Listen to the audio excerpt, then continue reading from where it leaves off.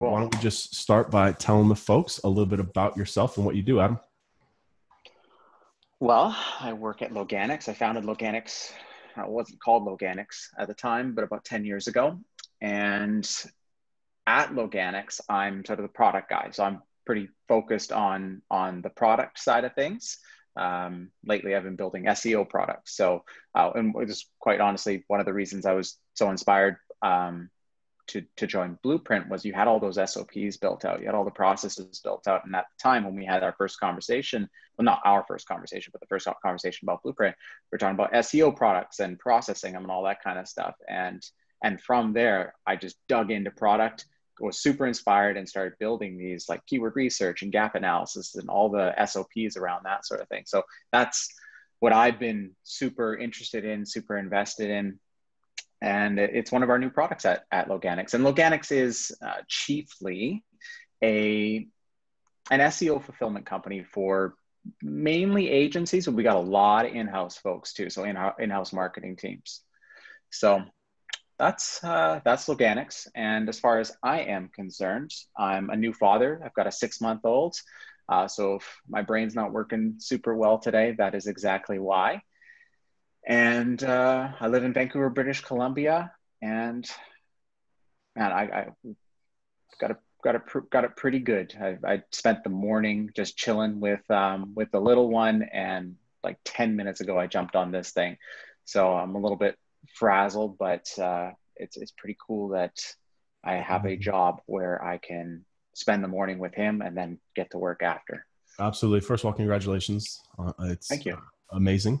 And I agree. I mean, to be able to run a business and be from home and actually spend time with your family, especially when they're young. I don't have any kids, but soon in the future, it's a blessing. It really is a blessing. So let's talk a little bit more. Loganics is so within the Blueprints link building section. We have, there's 3 submodules, right? I don't know if you know this, that we added a couple, but one is on strategy. Yeah, I went through them. Blah, blah, blah. The second one is about outsourcing using vendors. The third one's about doing outreach for yourself. I've been pushing a lot more agencies, especially the younger ones, to completely outsource their link building to 2 companies. One of them being Loganics. We've been using guys actually for the past couple months, and I've gotten really good feedback from the team. Mainly because, I mean, you guys have a good inventory, number one, but you actually show the inventory ahead of time, right? There's a lot of link building companies out there where you'll buy a package and then they'll just kind of like send you the links, right? Has that been a challenge for you guys in terms of just operationally? I mean, was that a big decision to show people kind of the inventory ahead of time, or how's that kind of work? I mean, it just, I guess, in fear that people are just going to take the sites and contact them themselves. Super good question. And that's a big question. It's a daily thing. I literally think about it every single day and wonder if I'm making the right call doing that, because in my head, I imagined I would get, and will still get, a bunch of pushback from people saying, what are you doing showing your list? What if Google goes in there and Google invests a bunch of time in your platform and Google rats you, and just, I get it. And we put some things in place, be it, like a pseudo NDA, and there's a manual approval process, so nobody gets to see our list before we put eyes on them, so to speak.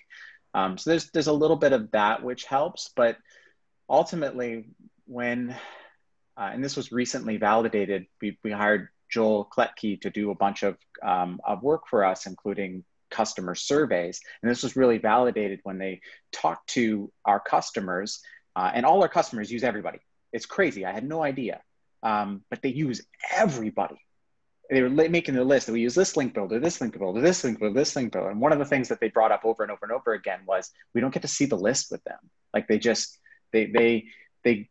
suggest some sites. Maybe they'll suggest some sites and we get a pick from those, but like, our user base tends to be a little bit more on the, we'll say, advanced side, and they want to see the metrics. They want to as close to as touch the links as possible, and I can certainly appreciate that, because we always kind of said that we do things the way you would do them if you had the time to do them.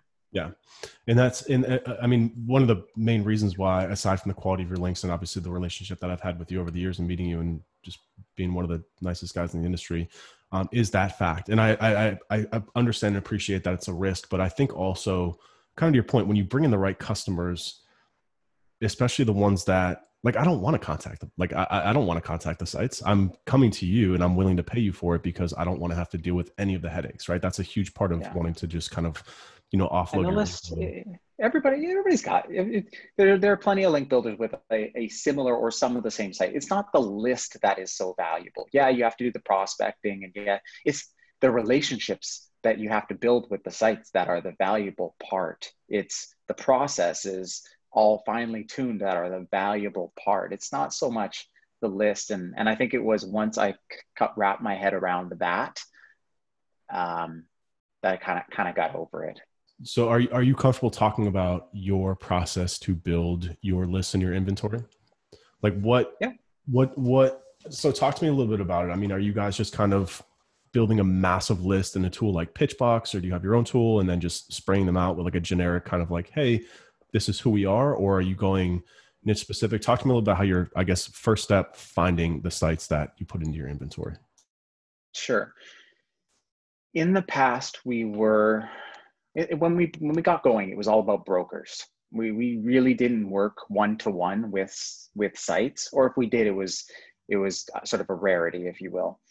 And so it was all about leveraging other folks that had done all the outreach for us at scale, at a scale that we just hadn't figured out at that time.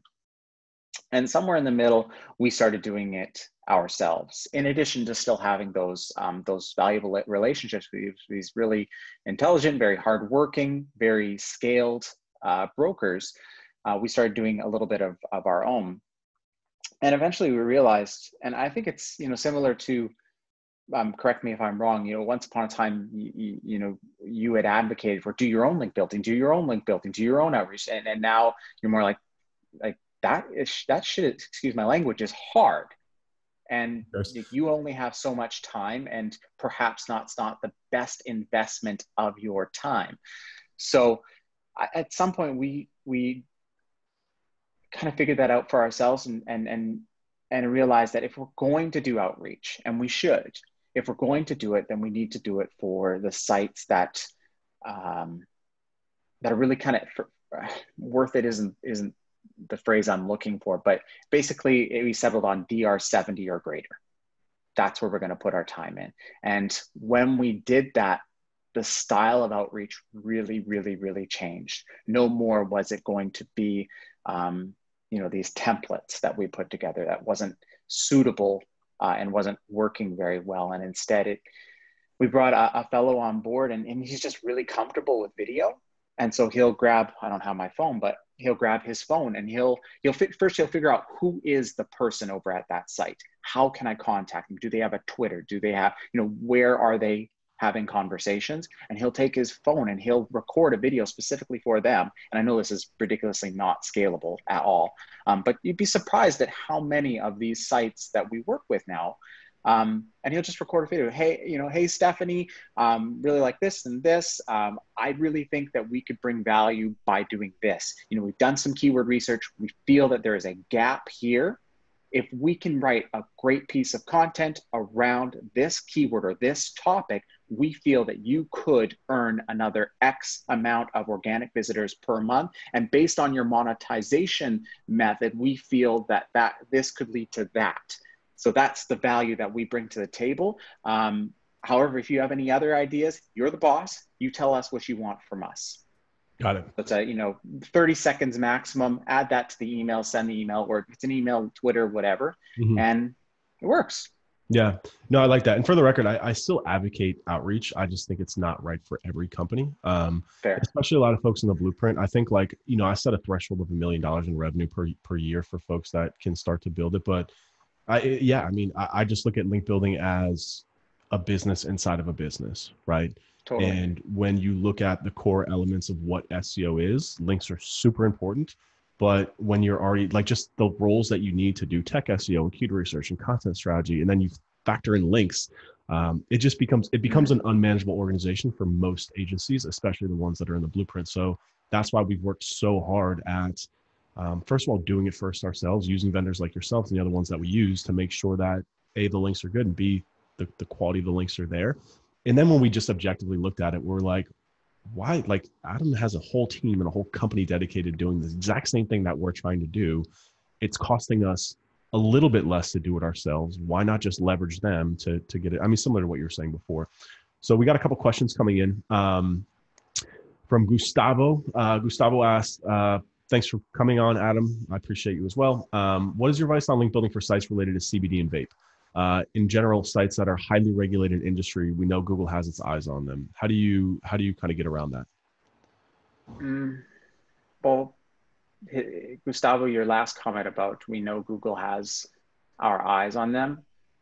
I don't know. I don't know if that's necessarily true. And I find that when I think too much about that, it tends to inhibit or stand in my way of progress. So I try not to worry I mean, I'm smart about the links that I build, of course, but I try not to worry too much about that as far as SEO is concerned. And as far as link building for CBD, Gustavo, I think you already, you and I have chatted before, and I think you probably already know this, is it's just, well, we've got a landscape that now wants money, you know, especially for those links that are, or those domains that are more likely to link to CBD. They want money for it, and they know they can get it because they've been pitched by. I mean, it's no longer so many people nowadays. They're pitching with money up front. I get, you know, we all get these, right? It's no longer, you know, I want to bring value, especially at the sort of slightly lower DR values. People are just offering money up front. I will give you $300 for that link, straight up. And so they've got it.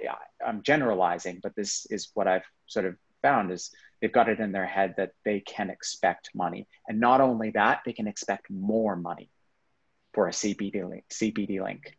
And so you sort of have to understand some of those things approaching this, is that there are quite a number of sites that are going to expect a premium for that CBD insertion or that CBD, you know, piece of content or whatever, because they feel like they're, you know, either CBD's got a lot of money, so they've got that in their head, or they feel like, you know, they're taking some sort of, you know, risk. It's some sort of sensitive content or what have you. And I think that's starting to change. The sensitivity around this subject is certainly starting to change with sites. I'm seeing bigger and bigger sites more and more happy to link to CBD, but it is certainly, and one more thing, when building, especially sort of more top tier links, I find that of 5 that I try and, you know, I write a piece of content for the company, and it's sort of a don't ask, don't tell. Like, we're going to put some client links in there, but we're creating this incredible piece of content for you. You're going to be really happy with it. But we'll sneak in, you know, put in some clients in there, here and there, where it's relevant, where it makes sense. And at least 3 out of 5 times, the CBD links get yanked. So I mean, CBD is one example. I agree. CBD is just becoming more and more acceptable by people, which is starting to reflect on the internet. I mean, even Facebook's kind of loosened their regulations on advertising. But when you get into things like gambling and pills and porn, porn might be an off the table example. But I mean, is that stuff that, like, if a client comes to you and they're like, Adam, like, we have this client, like, I know it's stupid, but they sell like knockoff Viagra, but like, do you just not even bother building links in a space like that? Or do you just tell them, look, this is a pay to play space. We're happy to handle the outreach for you and land it for you. But like, A, we're going to charge you premium, or like B, like they're going to charge you premium. Like, how do you handle those types of inquiries from customers? We won't do porn just because it's just not even worth it. It's just too hard. But we do, you know, there's plenty of legitimate pill related companies, and there are plenty of, you know, fine poker or gambling related companies, and there are plenty of sites that are happy to link to them. And so who am I to, cast any judgment or anything like that? Yeah, it's not so much that I will charge anymore. It's rather a lot of these relationships are broker relationships, or even, some of them are direct too, and they will charge more. And so we basically just got a formula that, attaches our little margin on top of whatever they're charging. And that's reflected in the price that they would see. So we do take on that type of work all the time, but there are lists within our database that are more friendly than others. We created, for example, a CBD friendly list within our shop the list dashboard with the domains and all the metrics and all that. Because of the incredible demand for CBD, we're doing the same thing for gaming or gambling. And there are lists within our system that are just an absolute no-go. Yeah. They're definitely not going to link to anything like that. And we just try and do our best upfront to communicate that to our customers so they don't go in there and drop 6K and we have to refund them next week and we eat the fees and it's not fun. And since you guys are sending so many outreach emails to broker these relationships, are you seeing a lot more responses that are like, sure, but it's going to be X amount? And like, how do you feel about that? Is that something that, like, if someone's doing link building on their own and they're getting a lot of responses that are just basically pay to play, are those links that people should be staying away from, or is it just more of reviewing the site metrics to make sure it's cool? And like, also, how do people understand how much they should pay for a link? Big questions. Your first question, I mean, it's their site. They can charge whatever the heck they want. Before it was links, they were selling, they had a media kit in the footer, had a footer link or a link in their nav menu to a media kit. And you open that PDF up and it's got a price in it. Same thing, really. So, I don't judge. It's all good. And they charge whatever they feel it's worth. And if I feel it's worth that, then, it's all good. So, and, that's without thinking of the whole Google piece that it's, not so awesome. But, and as far as, how I feel about a site that sells links as a good site, everything in moderation, as with everything else in life. And it's up to you. And that's, one of the reasons that we shared our list was so that our customers could do their own due diligence. Because some of this stuff is super subjective. I've got many criteria that I look for, but that's going to be entirely different from the criteria that, perhaps, Brian, you look for, or, someone not too long ago, and just for whatever reason, it stuck with me. They had this like TF to CF plus this ratio. And they had this whole like mathematical equation that they applied to some. And I'm not going to have that necessarily. So I will give you the domains. I will give you all the metrics you could possibly want for, and you can do the long division and figure that out for yourself. What is it that you just kind of alluded to it, but what is it that you look for in terms of a good link for you personally? What do you evaluate based on? Many things, and I'm sure I'm going to miss 80% of them, because a lot of them, even though I'll throw them in an SOP, a lot of them are kind of like feel based, I suppose. But just to give you some of the big ones, I would start with traffic. So I'm not going to, I would basically start with metrics. I'm not going to look at anything unless it meets a certain, because I can automate the metrics, right? Mm-hmm. I can filter out a ton of sites. And then I can start looking at the qualitative stuff. So I'm going to be looking at, as I got to say, it depends on the client, but at a bare minimum, I'm probably going to look at, 15 CF, 15 TF, probably 20 DR, 20 DA. It's got to have again, it depends on the client. And these metrics aren't perfect, please. Like Ahrefs, organic traffic is far from perfect, but it does, have good trends. And I think as the traffic gets a little bit bigger, say north of 10K a month, it starts to get a little bit more accurate, but it's trends. You're looking for trends. So I would look at all those things and get sort of just quantitatively whittle down my list to something manageable.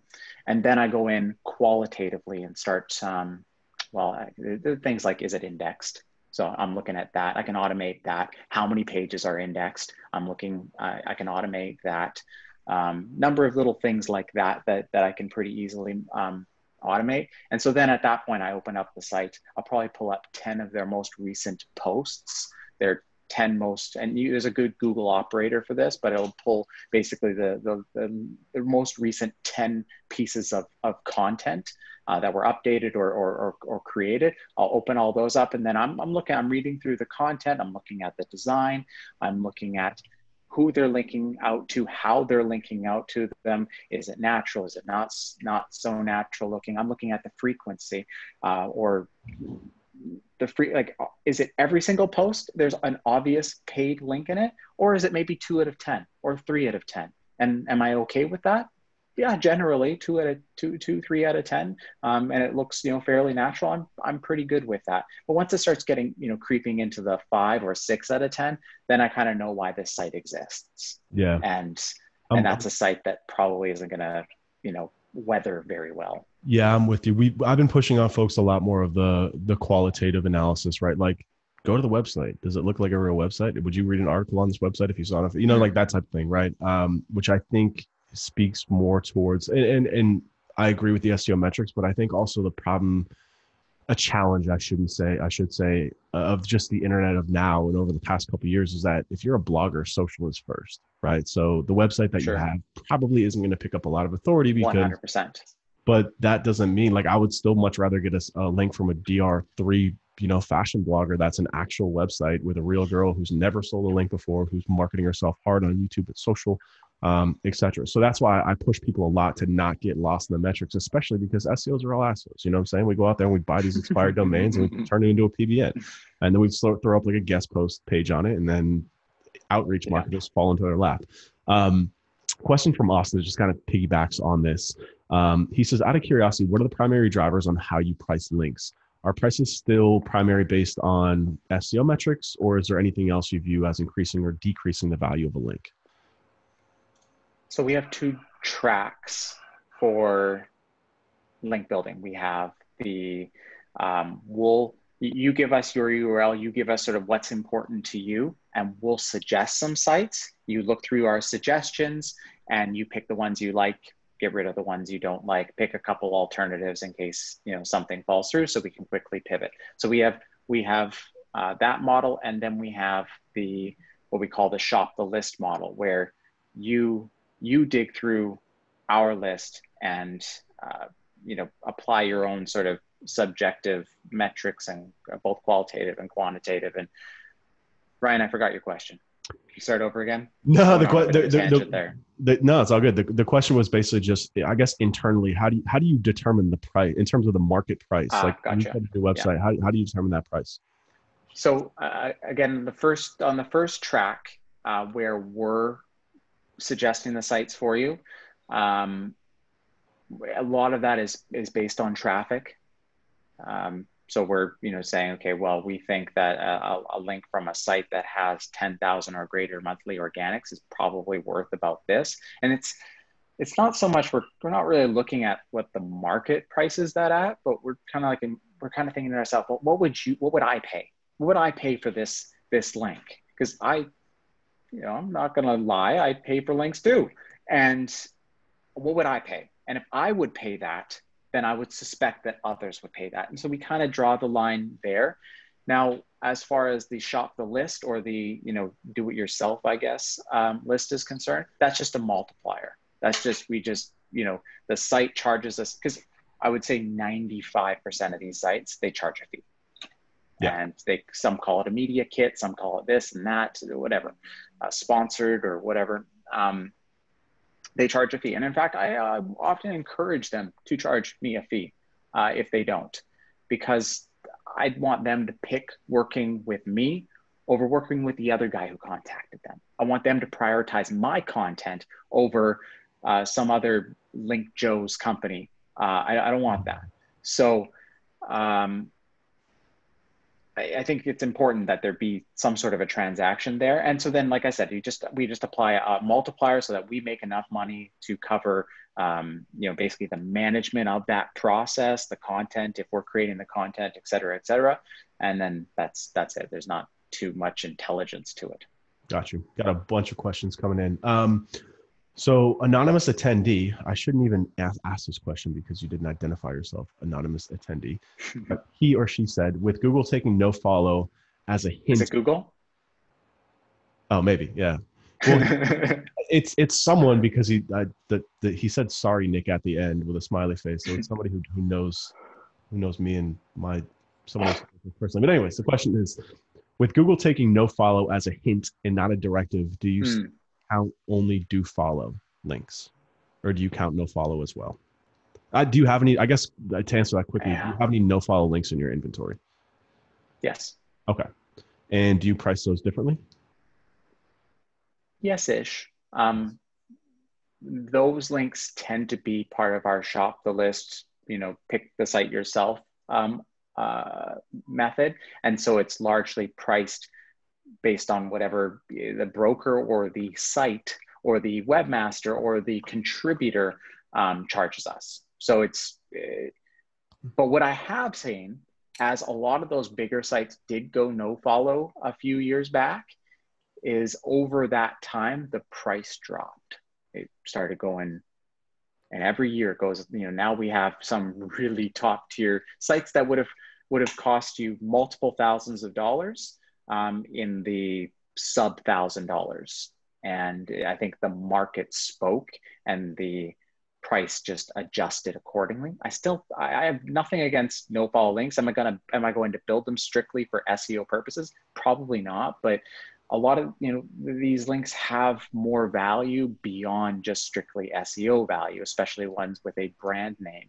Mm-hmm. And so long as you leverage it properly and intelligently, and maybe put an as seen in whatever next to a conversion point, and you measure that the effect of that, then I can make a strong business case for no follow links.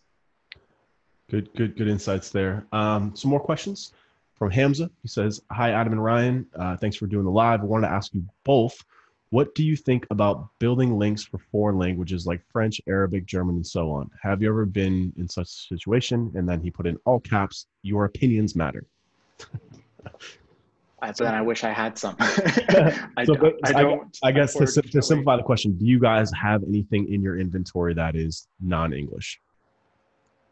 A negligible amount. Okay.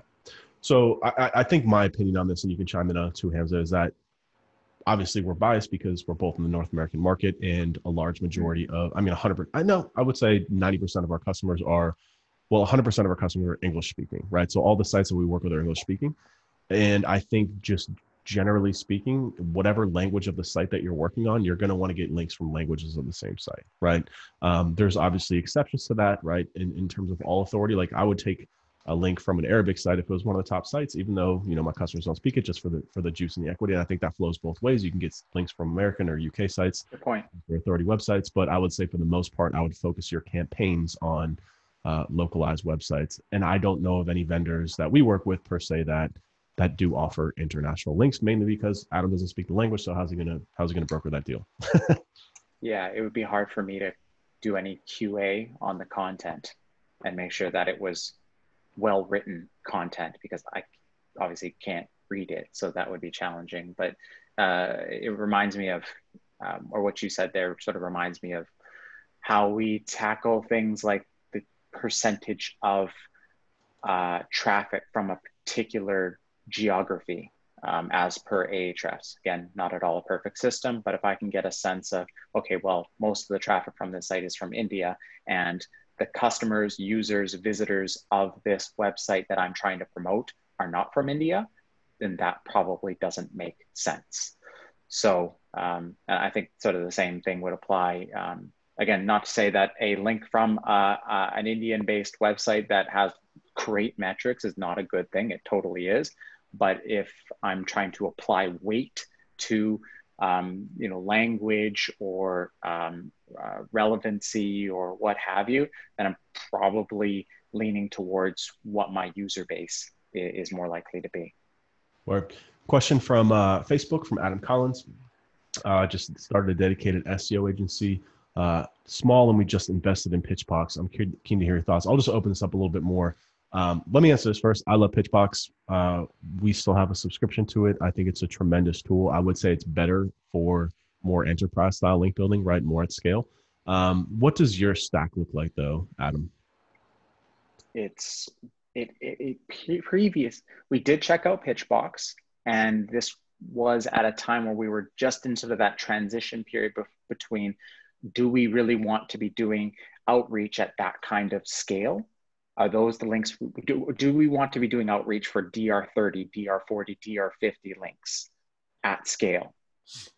And we determined that no, we want to do things smaller scale, but higher quality. And it was determined at that time that we're actually going to do this super manually. And so it's the strangest thing, but we literally use a Google account and some good old spreadsheets. And that is sufficient for the outreach that we do for DR70 plus links. So while I didn't use Pitchbox all that much, I did check them out. I did play around, and I was very impressed with what I saw as compared to the other pieces of software that I've used and seen. Yeah. So I think if you are the type of person that is really going to invest, because it's not, you don't buy it and it just works. There's a lot of effort that needs to go into that beyond just having the piece of software.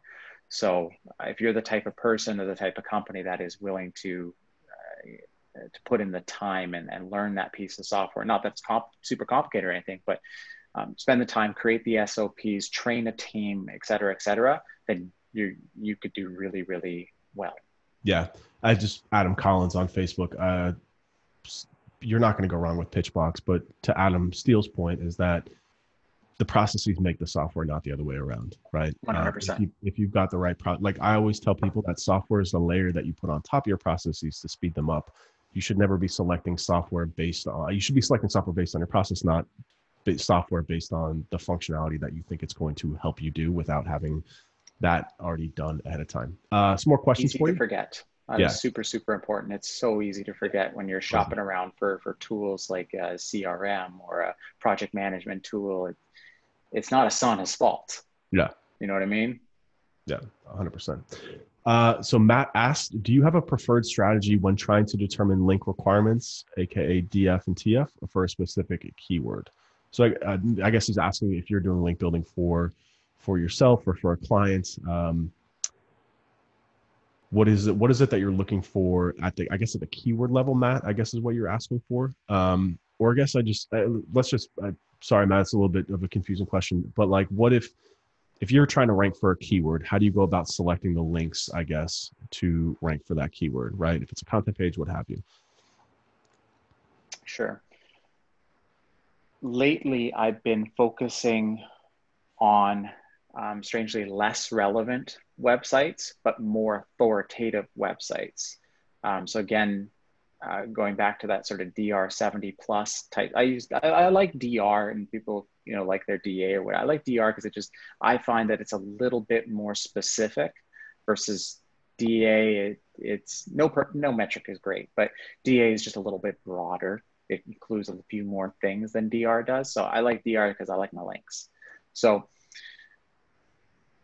I've been having plenty of success going super high authority, really good metrics, real site, real engagement, real traffic, all that kind of stuff, at pushing my pages, both internal pages and homepage, with that style of link, which is sort of counter to what I think a lot of us maybe understand, that we must have niche specific links. And I know that not to be true. However, I do think everything in moderation. And so if I was to, for a client, so not my own site, for a client to build a link building strategy, without analyzing the SERP and without analyzing sort of what is propelling other people to top spots, I would tend to lean towards a little bit more niche relevancy, but mixing in plenty of high authority links where possible that aren't at all niche relevant, um, but just have incredible metrics. So I'd aim for a nice little mix where possible. And if it's a local business, I don't claim to be any pro at getting locally based links, but what I can do is I can train a business to use their Rolodex of relationships within that city to get link opportunities, and then I can produce the content for them and all that kind of stuff to get that content placed on, say, associations or vendors that they work with or complementary businesses or what have you. Gotcha. Couple more questions. Gustavo's getting his money's worth today. Let me tell you, he's got three questions over here. So one of his questions is basically about time frame for results after. Well, I mean, let me ask this real quick. Do you get any feedback from your customers that get links about the results that they receive from the links? I've found, if we just just go back 5 years, I had customers that were on me right away. Hey, those links went live a week ago and my site hasn't moved. And I don't get that anymore. And I think there's just been maybe enough education in the space that folks understand that this, not necessarily a single link is going to do it for you. It's a consistent effort. It's a number of links. It takes more time, and it would make sense. I've thought about this a lot. It would make sense for Google to not want to show causation as quickly, so that I would be able to identify, if I do this, I get that. But if you make people wait a little bit longer for those effects, then it's much harder. There are more variables introduced in that timeline that it kind of gets a little bit foggier. So I honestly, I don't get those questions or those comments from clients almost ever anymore, which is super strange. But I think it's just sort of an education piece, that this is something that you invest in over time, and you look at it at sort of a 3 and a 6 month timeline versus those links just went live and I should see some results right now. That's actually really smart. I've never actually thought of it that way, in terms of Google being like, yeah, no, we're not going to just show you results that quickly, because it just comes blatantly obvious of the impact. Sure. That's a very. But then you look at on-page factors, for example, and you can change a title tag, and a couple of days later, there's potentially or more likely to be an impact than say link building. For sure, I look at link building similar to how I kind of look at, to answer your question too, Gustavo, content marketing. Like, it's a consistent effort that you just got to keep doing it, and understanding that it works if you do it consistently and if you get them from the right links. And I tell people all the time, like, not to overthink it. I think that people, just a lot of what I push on folks in the blueprint is to, like, stop getting bogged down in stuff that doesn't matter. And, like, nitpicking over every single link is, especially if you're the head of the agency, is not a good use of your time, right? I mean, review the metrics, make sure it's a good link, get it placed, and just keep doing it over and over again, and just forget about it. Like, it's just one of those things that if you just have like your own little link building engine in the background that's continuously getting links from good relevant sites, that's not linking to the same page over and over again, that's spreading it around to relevant pages using internal links, just like you said, Gustavo, you're going to get results. The time frame of results, it's going to take months, but that's just what it is. And that's just my answer to that question. Which isn't to say, like, don't measure, like, don't care about results and don't pay attention. You should 100% pay close attention to, cause and effect as much as possible to make sure that, what you're buying is actually doing something for you. But just understand that it's not a, 1 week after they go live, I should see some effect kind of thing. It's more cumulative than that. 100%. The anonymous person is back. And they asked, do directories still work? I don't know. Do you know? I don't. it depends on what we're talking about. Are we talking about local directories, like local business directories, or are we talking about sort of like your standard sort of web directories that, go back? Maybe both. Sure. So local directories, they don't, in my opinion, they don't work the way they used to, which is probably true of everything. I build them. If I'm a local business, I still build them. But I will always explore the landscape to see what my competitors have before investing time and money into anything. But citations tend to be such a inexpensive line item that I think a lot of us just build them, get them done, get them out of the way, and move on. Yeah. Because Google has been vocal about local business directories in the past, which is unusual, but they have laid claim to them working, and it's just too simple to do it. So I do it, I get them out of the way, and I move on to more important things. Now, as far as web directories are concerned, I think the web directories we're thinking of are hot garbage. But I do believe there are plenty of what we call web directories, or sort of membership-based directories, where you do pay for something and perhaps it is niche relevant, that could be totally worth it. So I think you just have to be selective, as you might be with anything. But yeah, I do think there are some web directories that are worth the time, worth the money. It's just not going to be those big ones. A couple more questions before we wrap up. Actually, I have another interview, man. It's crazy. Today's been crazy. Coming up at the top of the hour. So Keith from Facebook said, Adam, how much weight is given to relevance for links? I mean, I don't know. Obviously, no one knows. But I think you should always. I've found that relevant links work great, and I find that relevant links look very natural. So if you're worried about your link profile looking natural, and I would look at your link profile as a whole, are all your links relevant? Well, then maybe your next link doesn't need to be super, super relevant. Or are all your links all over the place and you don't have any relevance? Well, then I would probably focus on more relevancy. And you might go so far as looking at your competitors, the folks that are winning in the SERP that you want to compete in. What do they have? What seems, although not, a sure thing, what seems to be propelling them? Do they seem to have links all over the place, or do they tend to have more locally based or niche relevant links? So it might provide some clues for you as to what you should spend time on or invest in. Yeah, I think Keith, to kind of follow up on that too. Best practices always apply, especially with this stuff. And to Adam's initial answer to that, it's so funny, Adam. Obviously people ask me questions all the time, and for the most part, my initial answer is I don't know. There's just no way to know the actual importance. And Keith, I know that's not what you're actually asking. You're not asking for a specific answer. You probably just want to know, is it important to get relevant links? The answer is yes. I mean, obviously, again, best practices always apply. It's just you're always looking to get on the best sites possible.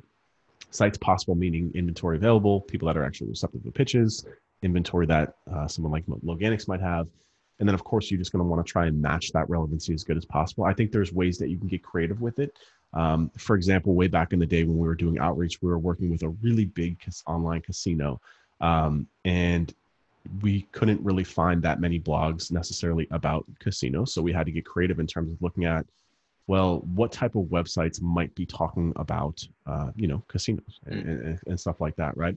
So you just got to get creative. And I think if you can't get on a site that's a one-to-one match, then you want to try and make your content match and make that link as relevant as possible within the body of content. I couldn't have put it better. Good point. So the final couple questions we got from Gustavo, I'm just going to rapid fire these. Gustavo asked how to find the right balance number of links for each month. For me personally, I just look at the keywords that we're competing for. How many links are the clients getting? How many links are competitors getting? Looking at that velocity to just kind of understand And then But also, also, what do you have? Like if you're exactly. going from say 10 links and now you're going to do a hundred all of a sudden. Yeah. Yeah. So also your history. I think the only caveat to that is that if you're using a vendor like Adams, and I think he'll agree with me on this, I don't want to speak for him, but you do want to be careful with how many links that you're building, as opposed to if you're going out and you've got a viral PR campaign, then open up the floodgates, right? If you've got like a massively impactful piece of content that's just getting syndicated everywhere, like open up the gates, that's different. But if you are strategically building links, not getting links, then you always want to be conscious of that. Um, already asked, do you have a pricing for enterprise that has an international presence, or do you charge per country or per location? I don't charge per country or per location. It's Yeah, just I'm not sure I understand strictly. that. I'm not sure I understand the question fully either. Um, yeah, and then Gustavo's other question, Gustavo, like I said, you're getting your money's worth today. I actually thank you for asking questions because this is, I got to tell you, Adam, this is the most questions I haven't, we're not even get all the questions in today, which is great. Link building, I think, is always a topic that people are always seeking more information on, which is awesome. Um, Gustavo just asked, do you have any experience building links to site that are partially manually penalized by Google? Would you say there is a higher risk of being caught up? So like to the client site, to your website, if you've been partially manually penalized, would you say there's a higher risk of being caught? And how would you handle the link building in that situation? Kind of sounds like you've already been caught. So I haven't dealt with a penalized site in years, quite literally. So I'm certainly not the right person to ask that any longer. But I would certainly tread very carefully if you are in a position where you're having Google review your link profile to get sort of, I'm sure you're not de-indexed or anything, but if you're asking Google to review your link profile, they're seeing the new links you're acquiring too, I suspect. So I would tread very carefully. Would I still build links? Absolutely. But as long as there is a reason, a good argument for Google re-including you or releasing you from their grasp, because you don't want to invest in a website that's totally gone, that you've just been spamming for years, and it's just going to take you forever to remove those bad links. Yeah, I think that maybe answers it. Yeah, that's good. So we are out of time, Adam. I really do appreciate you coming on. I know you're a busy dude. Tell the people how they can find you. Organics.com. I'm on Twitter as well, but I never know what to say, so I don't really say anything. So Loganics.com, or just, if there are other questions, I'm super happy to either accept them via adam@loganics.com, or if there's a channel, you want to start a thread or something inside one of the channels in Blueprint, I'd be super stoked to answer it there. Or if it's maybe something more private or whatever, just DM me. I'm always hanging around Blueprint, lurking more than talking, but I'm there. Yeah, I should have mentioned that Adam is a Blueprint member and he is in Slack, so feel free to hit him up. Yeah. Again, thank you everyone for joining. Thank you guys for asking questions, and thank you to our guest Adam for coming. And we'll be in touch soon, Adam. Take care, brother. Thank you, Ryan. Bye-bye.